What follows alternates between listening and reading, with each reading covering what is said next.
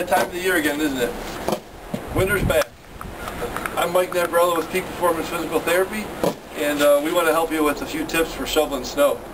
Up in Irondequoit, we've got about 2 feet on the ground, so we've had lots of practice. You know, some people like to get out, and they enjoy getting out in the wintertime and shoveling. Other people think shoveling is a real pain in the butt. For some of you, shoveling is going to become a pain in the back. So I want to give you a few tips that might help you out with your shoveling technique so you reduce the chance that you get hurt. Now remember, these are just for general information.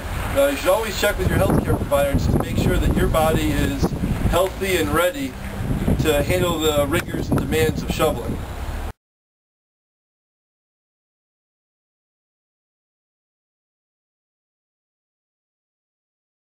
So if you're going to have to go outside and actually lift the snow, it'd be really ideal if you could get in the garage first and do a few little warm-up exercises just to get your body ready for the lifting.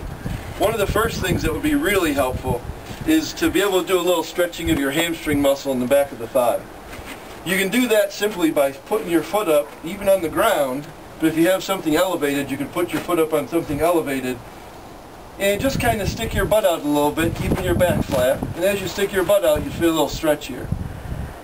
And you can hold that stretch for 15 or 20 seconds and do that a few times on each leg. That mobility back here is very important to allow you to stick your hip out. When you can stick your butt out, you can let those big muscles of the hip and butt do the work of the lifting. If you're very tight here, you're going to bend over your spine, and that's going to put you at more risk.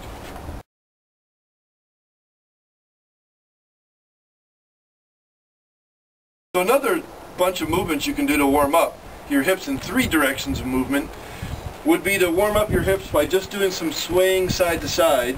You might do that 10 times.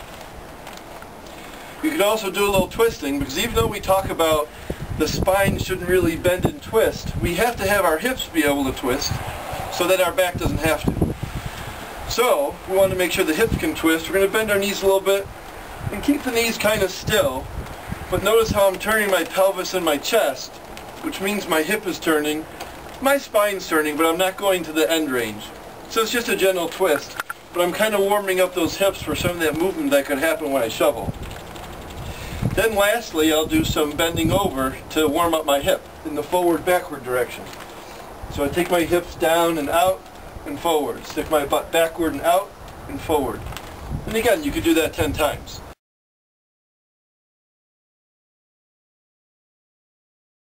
The last thing would be to do some squats. We talked about lifting with the legs and the hips, so we'll do a few squats. And again, you could just do 10 of those. But notice how I stick my butt out, and I don't just bend my knees, I actually stick my butt out with it. And that would be a quick warm-up. It might take you a minute or 2 to do before you go out and shovel.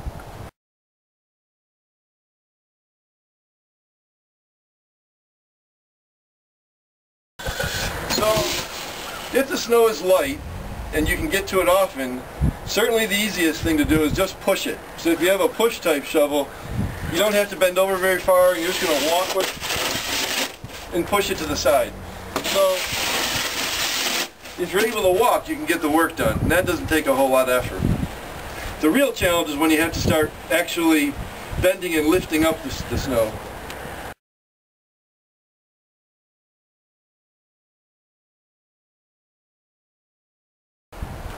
Key points for shoveling then. If you're lifting the snow, we'll bend down from the hip and the butt, pick up the snow, getting the hand kind of low on the handle, so when I lift it up, the snow is close to me.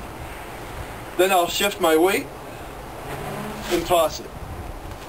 What we want to avoid is bending over, but not getting that hand down, so that now the snow is far from me.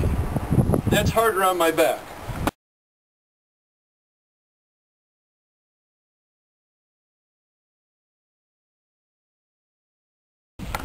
So those are a few simple shoveling tips from Peak Performance Physical Therapy. We hope those help you out.